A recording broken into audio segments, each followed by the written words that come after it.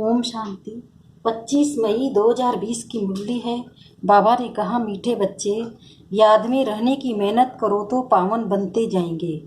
अभी बाप तुम्हें पढ़ा रहे हैं, फिर साथ में ले जाएंगे। प्रश्न है, कौन सा पैगाम तुम सभी को देना है? उत्तर, अब घर चलना है, इसलिए पावन बनो। पतित पावन बाप कहते हैं, मुझे याद करो तो पावन बन जाएंगे। ये पैगाम सभी को दो। बाप ने अपना परिचय तुम बच्चों को दिया है। अब तुम्हारा कर्तव्य है बाप का शो करना। कहाँ भी जाता संत सोच फादर, गीत है मरना तेरी गली में, जीना तेरी गली में। ओम शांति। बच्चों ने गीत का अर्थ सुना कि बाबा, हम आपकी रुद्रमाला में पिरो ही जाएंगे। ये गीत तो भक्ति मार्ग के बने हुए हैं। जो भी दुनिया में सामग्री है, जब तक पूजा पाठ, ये सभी भक्ति मार्ग। भक्ति रावण राज्य, ज्ञान राम राज्य। ज्ञान को कहा जाता है नॉलेज, पढ़ाई। भक्ति को पढ़ाई नहीं कहा जाता। उसमें कोई उद्देश्य नहीं कि हम क्या बनेंगे।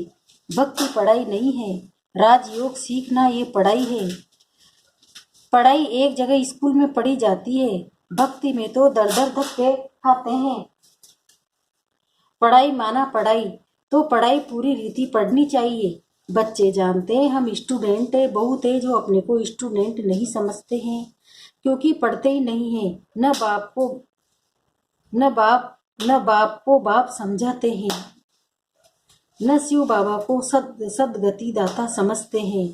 ऐसे भी हैं, बुद्धि में कुछ भी बैठता ही नहीं है। राजधानी स्थापन होती है ना, उसमें सभी प्रकार के होते हैं। बाप आए हैं पतितों को पावन बनाने। बाप को बुलाते हैं, हे पतित पावन आओ। अब बाप कहते हैं, पावन बनो। बाप को याद करो। हर एक को पैगाम देना है बाप का।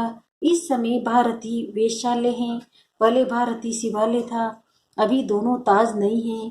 ये भी तुम बच्चे ही जानते हो। अब पतित पावन बाप कहते हैं, मुझे याद करो तो तुम पतित से पावन बन जाएंगे। याद में ही मेहनत है। बहुत थोड़े हैं जो याद में रहते हैं। भक्त माला भी थोड़ों की है ना। धन्ना भगत नारद मीरा आदि का नाम है। इसमें भी सब तो नहीं आकर पढ़ेंगे। कल पहले जिन्होंने पढ़ा है वही आते हैं। कहते भी हैं, बाबा हम आपसे कल पहले भी मिले थे, पढ़ने अथवा याद की यात्रा सीखने। अभी बाप आए हैं तुम बच्चों को ले जाने। समझाते हैं, तुम्हारी आत्मा पतित है, इसलिए बुलाते हो कि आकर पावन बनाओ। अब बाप कहते हैं, मुझे याद करो, पवित्र बनो। बाप पढ़ाते हैं, फिर साथ में भी ले जाएंगे। बच्चों को अंदर बहुत खुशी होनी चाहिए। बाप पढ़ा रहे हैं। कृष्ण को बाप नहीं कहेंगे, कृष्ण को पतित पावन नहीं कहेंगे। ये किसी को भी पता नहीं है कि बाप किसको कहा जाता है और फिर वो ज्ञान कैसे देते हैं। ये तुम ही जानते हो। बाप अपना परिचय बच्चों को ही देते हैं। नए नए कोई से बाप नहीं मिल सकते। बाप कहेंगे संत सोच फादर, बच्चे ही बाप का शो करेंगे। बाप को कोई से भी मिलने बात करने का नहीं है। बल इतना समय बाबा नए नए से मिलते रहते हैं। ड्रामा में था, ढेर आते थे। मिलिट्री वालों के लिए भी बाबा ने समझाया है, उनका उद्धार करना है, उनको भी धंधा तो करना ही है, नहीं तो दुश्मन वार कर लेंगे। सिर्फ बाप को याद करना है। गीता में है, तो युद्ध के मैदान में शरीर छोड़ेंगे, वो स्वर्ग में जाएंगे। परंतु ऐसे तो जा न सके। स्वर्ग स्थापन करने वाला भी जब आए तभी जाएंगे। स्वर्ग क्या चीज है ये भी कोई नहीं जानते। अभी तुम बच्चे 5 विकारों रूपी रावण के युद्ध से युद्ध करते हो। बाप कहते हैं, अशरीरी भव, अपने को आत्मा निश्चय कर मुझे याद करो, और कोई ऐसे कह न सके। सर्वशक्तिमान एक बाप के सिवाय कोई को कह नहीं सकते। ब्रह्मा विष्णु शंकर को नहीं कह सकते।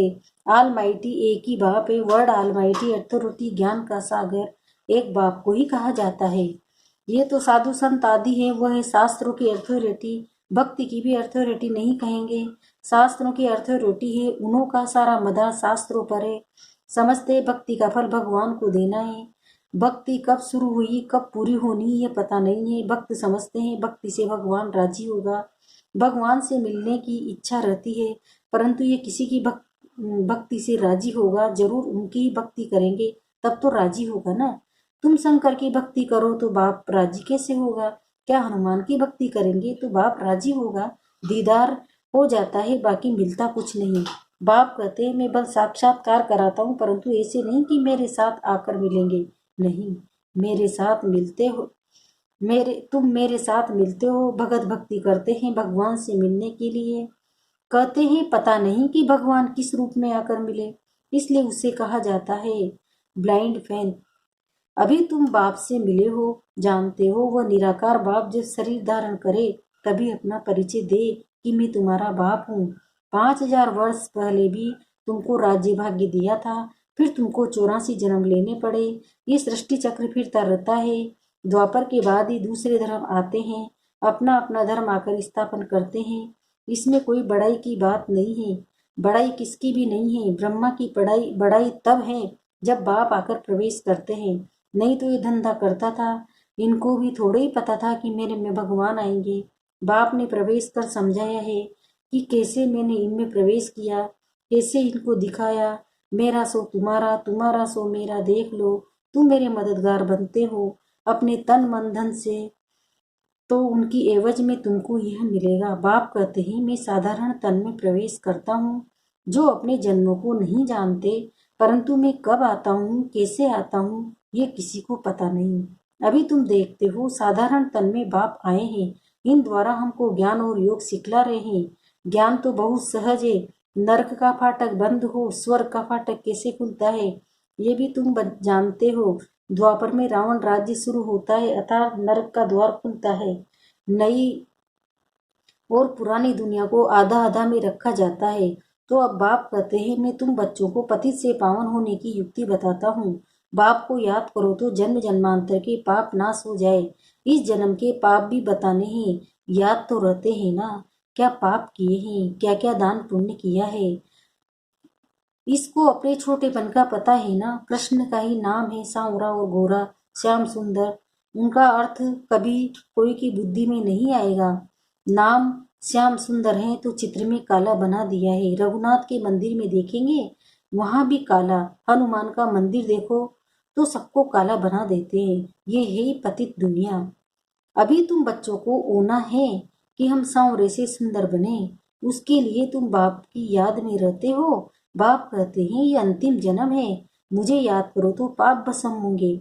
जानते हैं बाप आए ही ले जाने, तो जरूर शरीर यहाँ छोड़ेंगे, शरीर सहित थोड़ी ले जाएंगे। पतित आत्माएं भी जान सके, जरूर बाप पावन बनने की युक्ति बताएंगे। तो कहते हैं मुझे याद करो तो विकर्म विनाश हो।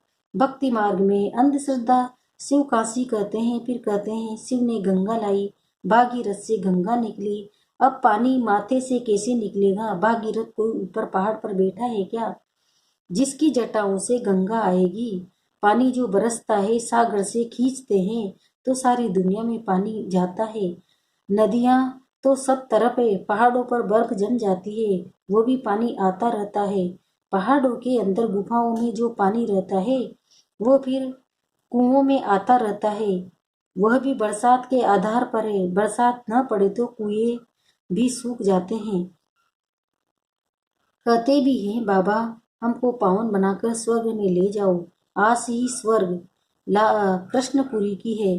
कृष्णपुरी का किसी को पता नहीं है। कृष्ण के मुरीद कहेंगे जहाँ देखो कृष्ण ही कृष्ण है। अरे जबकि परमात्मा सर्वव्यापी है तो क्यों नहीं कहते जिधर देखो परमात्मा ही परमात्मा। परमात्मा के मुरीद फिर ऐसे कहते ये सब उनके ही रूप है, वही ये सारी लीला कर रहे हैं। भगवान ने रूप धरे हैं लीला करने के लिए, तो जरूर अभी लीला करेंगे ना। परमात्मा की दुनिया स्वर्ग में देखो, वहाँ गंध की कोई बात नहीं होती, यहाँ तो गंद ही गंध है। और फिर यहाँ कह देते परमात्मा सर्वव्यापी है, परमात्मा ही सुख देते हैं। बच्चा आया सुख हुआ, मरा तो दुख होगा। अरे भगवान को तुम चीज दी फिर ली तो इसमें तुमको रोने की क्या दरकार है। सत्युग में ये रोने आदि का दुख होता नहीं।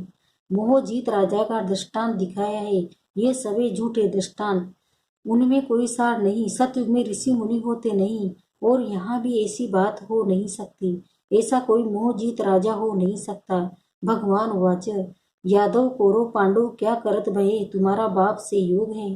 बाप कहते हैं मैं तुम बच्चों द्वारा भारत को स्वर्ग बनाता हूँ। अब जो पवित्र बनते हैं ये पवित्र दुनिया के मालिक बनेंगे। कोई भी मिले उनको ये बोलो भगवान कहते हैं मामेकम याद करो, मेरे से प्रीत लगाओ और कोई को याद न करो। ये है अव्यभिचारी याद। यहाँ कोई जल आदि नहीं चढ़ाना है। भक्ति मार्ग में ये धंधा आदि करते हैं, याद करते थे ना। गुरु लोग भी कहते हैं मुझे याद करो, अपने पति को याद नहीं करो। तुम बच्चों को कितनी बातें समझाते हैं। मूल बात है कि सभी को पैगाम दो। बाबा कहते हैं मामे कम याद करो, बाबा माना ही भगवान। भगवान तो निराकार है। कृष्ण को सब भगवान नहीं कहेंगे। कृष्ण तो बच्चा है। शिव बाबा इसमें ना होता तो तुम होते क्या। शिव बाबा ने इस द्वारा तुमको एडॉप्ट किया है, अपना बनाया है। ये माता भी है, पिता भी है। माता तो साकार में चाहिए ना, वो तो है ही पिता। तो ऐसी ऐसी बातें अच्छी रीति धारण करो। तुम बच्चों को कभी भी किसी बात में मूझना नहीं है। पढ़ाई को कभी नहीं छोड़ना। कई बच्चे संग दोष में आकर रूठ कर अपनी पाठशाला खोल देते हैं। अगर आपस में लड़ झगड़ कर जाए अपनी पाठशाला खोली तो मूर्खपना है। रूठते हैं तो पाठशाला खोलने के लायक ही नहीं है। ये देह अभिमान तुम्हारा चलेगा ही नहीं, क्योंकि बुद्धि में तो दुश्मनी है। तो वो याद आएगी, कुछ भी किसी को समझा नहीं सकेंगे। ऐसे भी होता है, जिसको ज्ञान देते हैं वो तीखे चले जाते हैं, खुद गिर पड़ते हैं। खुद भी समझते हैं मेरे में से उनकी अवस्था अच्छी है। पढ़ने वाला राजा बन जाए और पढ़ाने वाला दास दासी बन जाते हैं। ऐसे ऐसे भी हैं। पुरुषार्थ कर बाप के गले का हार बनना है। बाबा जीते जी मैं आपका बना हूँ। बाप की याद से ही बेड़ा पार होना है। अच्छा, मीठे मीठे सिकिल्दे बच्चों प्रति माँ पिता बाप दादा का याद प्यार और गुड मॉर्निंग। रूहानी बाप की रूहानी बच्चों को नमस्ते। हम रूहानी बच्चों की भी रूहानी माँ पिता बाप दादा को याद प्यार गुड मॉर्निंग, नमस्ते नमस्ते नमस्ते। शुक्रिया बाबा, शुक्रिया आपका पद्मा पदम शुक्रिया। धारणा के लिए मुख्य सार है। पहला है, कभी किसी बात में मूझना नहीं है। आपस में रूठकर पढ़ाई नहीं छोड़नी है। दुश्मनी बनाना भी देह अभिमान है। संग दोष से अपनी बहुत बहुत संभाल करनी है। पावन बनना है, अपनी चलन से बाप का शोक करना है। दूसरा है, प्रीत बुद्धि बन एक बाप की अव्यभिचारी याद में रहना है। तन मन धन से बाप के कार्य में मददगार बनना है। वरदान, स्वयं ही परिवर्तन कर विश्व के आधार मूर्त बनने वाले श्रेष्ठ पद के अधिकारी भव। अब इसका विस्तार बता रहे हैं बाबा। श्रेष्ठ पद पाने के लिए बाप दादा की यही शिक्षा है कि बच्चे स्वयं को बदलो। स्वयं को बदलने के बजाय परिस्थिति को या अन्य आत्माओं को बदलने का सोचते हो। यह संकल्प आता है कि ये सेल्वेशन मिले, सहयोग वो सहारा मिले तो परिवर्तित हो। ऐसे किसी भी आधार पर परिवर्तन होने वाले की प्रारब्ध भी आधार पर ही रहेगी, क्योंकि जिनों का आधार लेंगे उतना जमा का खाता शेयर्स में बढ़ जाएगा। इसलिए सदा लक्ष्य रखो कि स्वयं को परिवर्तन होना है। मैं स्वयं विश्व का आधार मूर्त हूँ। स्लोगन है, संगठन में उमंग उत्साह और श्रेष्ठ संकल्प से सफलता हुई पड़ी है। ओम शांति।